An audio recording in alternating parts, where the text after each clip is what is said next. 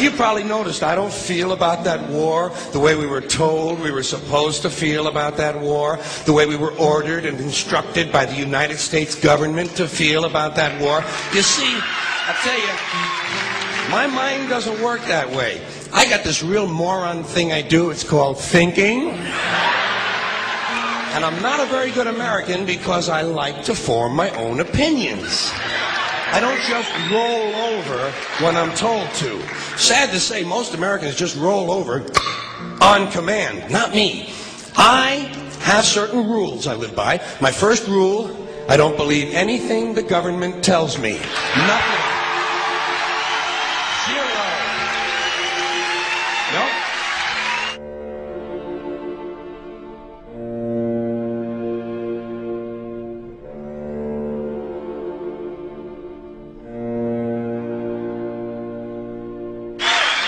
And I don't take very seriously the media or the press in this country, who in the case of the Persian Gulf War were nothing more than unpaid employees of the Department of Defense, and who most of the time function as kind of an unofficial public relations agency for the United States government.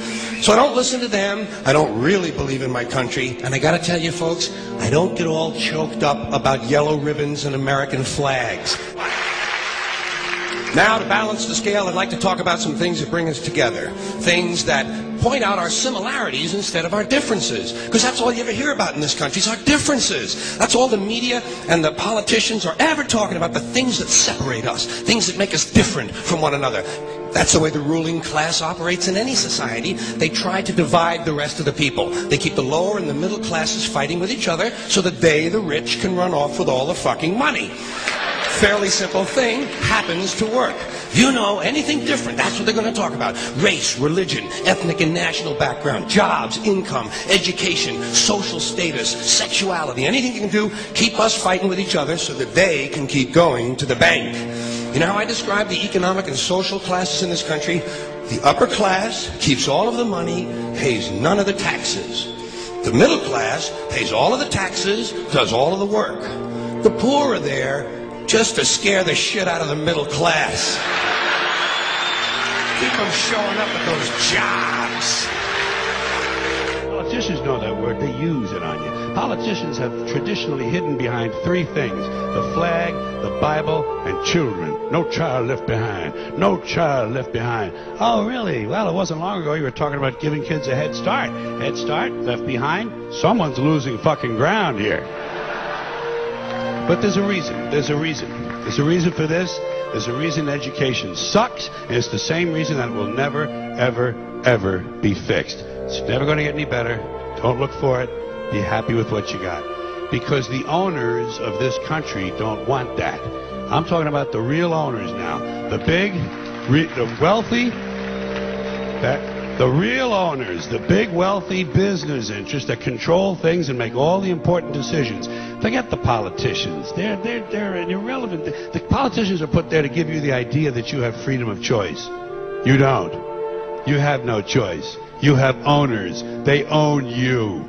They own everything. They own all the important land. They own and control the corporations. They've long since bought and paid for the Senate, the Congress, the state houses, the city halls. They got the judges in their back pockets, and they own all the big all the big media companies. So they control just about all of the news and information you get to hear. They got you by the balls. They spend billions of dollars every year lobbying to get what they want. Well, we know what they want. They want more for themselves and less for everybody else. But I'll tell you what they don't want. They don't want a population of citizens capable of critical thinking. They don't want well-informed, well-educated people capable of critical thinking. They're not interested in that. That doesn't help them. That's against their interest. That's right. You know something? They don't want people who are smart enough to sit around the kitchen table and figure out how badly they're getting fucked by a system that threw them overboard 30 fucking years ago. They don't want that.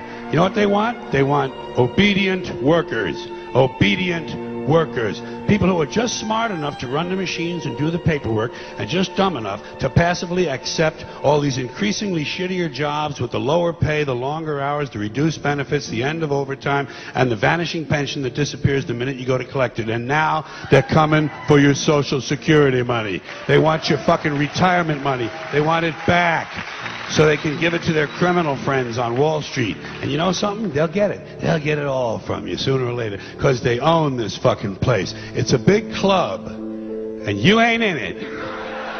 You and I are not in the big club.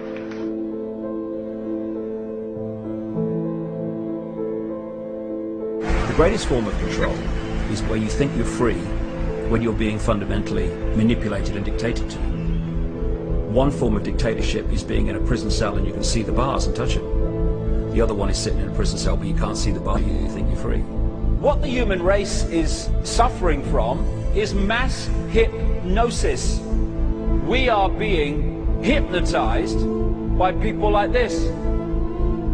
Newsreaders, politicians, teachers, lecturers.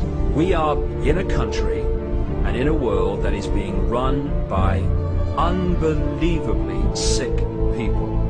The chasm between what we're told is going on and what is really going on is absolutely enormous. The greatest hypnotist on planet Earth is a oblong box in the corner of the room. It is constantly telling us what to believe is real. Historically, the control and manipulation of political opinion has been the Freemasons' main weapon in gaining control of countries and states. Once in control of the rulers and politicians of a country, laws and political structures could be changed in accordance with their agenda. However, since restricting the body does not necessarily mean restricting the mind, the Freemason recognizes that their plan for a global government hinges completely on subduing the masses to their agenda, and thus eliminating opposition to their cause. And the greatest threat to their plan, posing more danger than any army or law, is the threat of a free-thinking mind.